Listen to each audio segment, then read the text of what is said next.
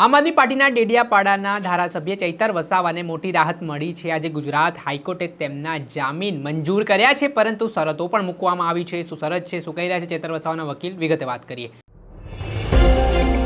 આમ આદમી પાર્ટીના ડેડિયાપાડાના ધારાસભ્ય ચૈતર વસાવાની મુશ્કેલીઓમાં વધારો છેલ્લા થોડાક સમયથી થયો હતો, પરંતુ આજે તેમના માટે રાહતના સમાચાર છે। કેમ કે ગુજરાત હાઈકોર્ટે છેલ્લા અઢી મહિનાથી ચૈતર વસાવા જે વડોદરા સેન્ટ્રલ જેલમાં બંધ હતા તે મામલે તેમને રાહત આપતા સમાચાર આપ્યા છે। આજે તેમના શરતી જામીન મંજૂર થયા છે, પરંતુ તેમને શરતનું પાલન કરવું પડશે। જે શરતમાંની એક શરત છે કે તેઓ ડેડિયાપાડા પોતાની કોન્સ્ટિટ્યુન્સીમાં નહીં જઈ શકે। સાથે જ ધારાસભ્ય ચૈતર વસાવાને જે જામીન મળ્યા છે તેના કારણે તેમના સમર્થકોમાં અનેરો ઉત્સાહ છે। દિવાળી જેવો માહોલ ડેડિયાપાડામાં હોય તે પ્રકારની વાતો પણ ચર્ચાઈ રહી છે।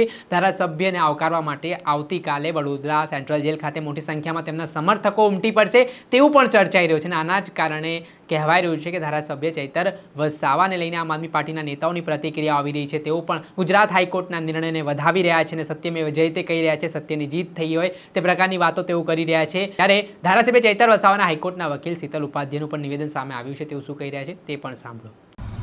નમસ્કાર, હું એડવોકેટ શીતલ ઉપાધ્યાય। પહેલાં તો સૌને મા શક્તિ આરાધનાના દિવસ એટલે કે નવરાત્રિના પ્રથમ નોરતાની શુભકામનાઓ।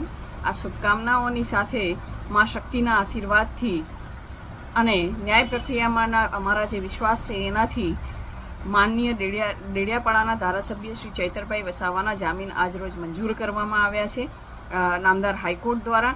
અને હવે એ જેલની બહાર ટૂંક સમયમાં આવશે અને ફરી જનતાની જોડે એમના જે સમર્થકો છે એમની સાથે એમના જે પ્રેમ અને લાગણી છે એ વ્યક્ત કરશે અને એમના જે પણ અધૂરા કામો છે એ પૂર્ણ કરવા માટે આગળ પ્રયત્નો કરવાના છે।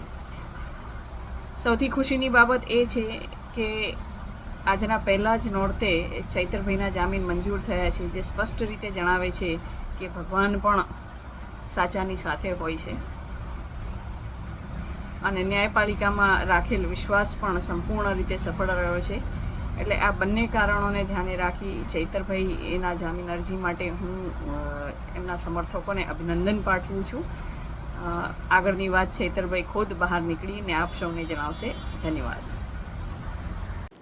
આપણે સાંભળ્યા હતા ગુજરાત હાઈકોર્ટના વકીલ શીતલબેન ઉપાધ્યાય। તેઓ ચૈતર વસાવાના કેસમાં હતા અને તેમણે આજે સમગ્ર ઘટનાક્રમ છે અને આજે જે ગુજરાત હાઈકોર્ટે તેમને શરતી જામીન આપ્યા છે ત્યારે ધારાસભ્ય ચૈતર વસાવાને શરતોના આધીન ચાલવું પડશે। દર્શક મિત્રો, આવા જ વિડીયો જોવા માટે સ્કાયનેટ મીડિયા જોતા રહો।